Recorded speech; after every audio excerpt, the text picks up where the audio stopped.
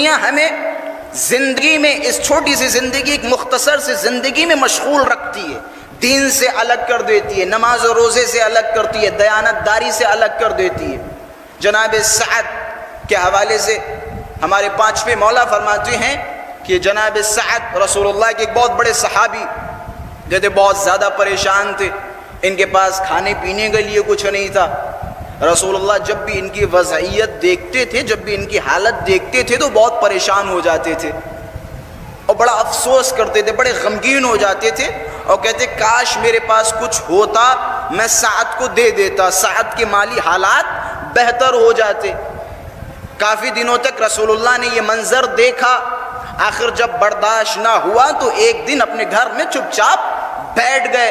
اب جیسے ہی بیٹھے فوراً جناب جبرائیل نازل ہوئے۔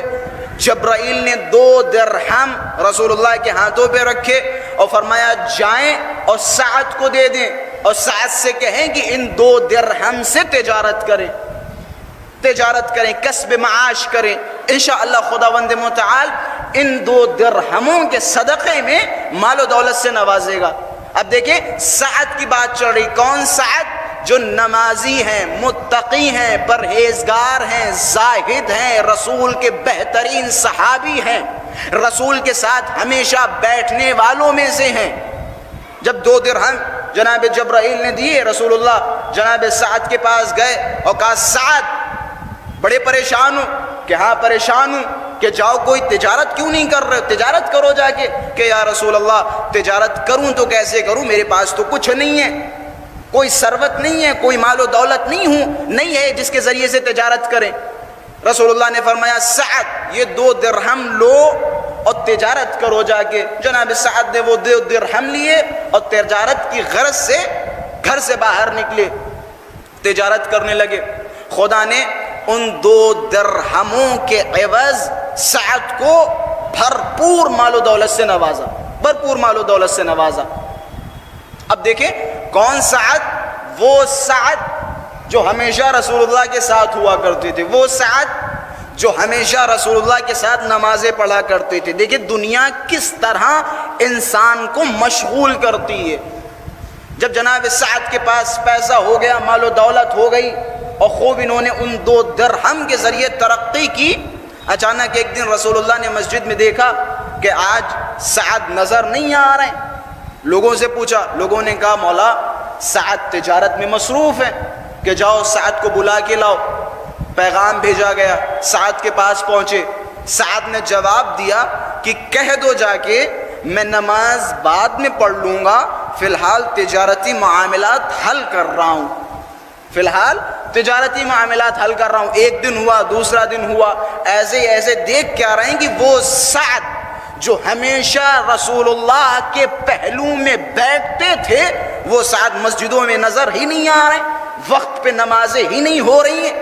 عجب نہیں، رسول اللہ پہلے سے زیادہ غمگین ہو گئے، پہلے سے زیادہ پریشان ہو گئے اور کہ یا اللہ اے پروردگار سعد کتنے اچھے تھے، کتنا پاکیزہ انسان تھا، کتنا سچا انسان تھا، وقت پہ نمازیں ادا کرتا تھا، ہمیشہ مجھ سے ملاقات کے لیے آتا تھا۔ پروردگارہ یہ کیا ہو گیا؟ سعد نے تو مسجد ہی چھوڑ دی، سعد نے تو ہمارا پہلو ہی چھوڑ دیا، سعد تو ہمیں نظر نہیں آ رہے۔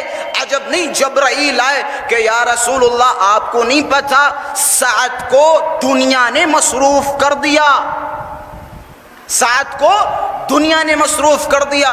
اب جب رسول اللہ نے سنا، ہاتھوں کو جوڑا کہ پروردگارہ پہلے جب سعد غریب تھا، فقیر تھا، افسوس تو ہوتا تھا، میں غمگین بھی ہوا کرتا تھا، لیکن اب میرا غم اور افسوس پہلے سے کہیں زیادہ ہے۔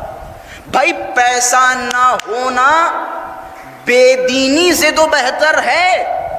بھائی ایک وہ انسان کے جس کے پاس پیسہ ہے، مال و دولت ہے لیکن دین نہیں، اب بتائیں وہ انسان کے جس کے پاس پیسہ نہیں ہے لیکن دین ہے، ان میں سے کون سا بہتر ہے؟ بھائی وہ کہ جس کے پاس پیسہ نہیں ہے لیکن دین ہے۔ پھر ہاتھوں کو بلند کیا کہ پروردگارہ سعد کو پھر سے اسی حالت پہ لے جا۔ جبرائیل نے فرمایا جائیں سعد سے جو 2 درہم آپ نے دیے تھے وہ 2 درہم لے لے۔ سعد کے پاس رسول اللہ پہنچے کہ سعد میرے وہ 2 درہم واپس کرو۔ کہ یا رسول اللہ اب 2 درہم کیا 100 درہم لیں آپ؟ کہ نہیں مجھے صرف وہ 2 درہم چاہیے۔ رسول اللہ نے وہ 2 درہم لیے۔ تاریخ کہتی ہے کہ آہستہ آہستہ سعد اپنی پہلی زندگی پہ خود بخود آ گئے۔ اب دیکھیں کیا عبرت ہے اس واقعے سے، کیا بہترین عبرت ہے۔ دنیا ہمیں مصروف کر دیتی ہے، دنیا کی آغوش بڑی ٹھنڈی ہے، دنیا کی آغوش ہمیں اپنی طرف جلب کر لیتی ہے، ہم دنیا میں محو ہو جاتے ہیں، پھر ہمیں دین کی کوئی پرواہ نہیں ہوتی، نمازوں کی ہمیں کوئی پرواہ نہیں ہوتی، روزوں کی ہمیں کوئی پرواہ نہیں ہوتی، مجلسوں کی ہمیں کوئی پرواہ نہیں ہوتی۔ یہ دنیا کا کمال ہے۔ اور ایسا ہی نہیں، میرے مولا نے دنیا کو 3 بار طلاق دی۔ دنیا ایک دلہن ہے رنگ برنگی، جسے آپ دیکھیں گے محو ہو جائیں گے اور اس کی طرف بڑھتے چلے جائیں گے۔ اگر آپ دنیا سے زہد اختیار کریں گے، دنیا سے کنارہ کشی اختیار کریں گے، یقین جانیں خدا دنیا بھی دے گا اور آخرت بھی دے گا۔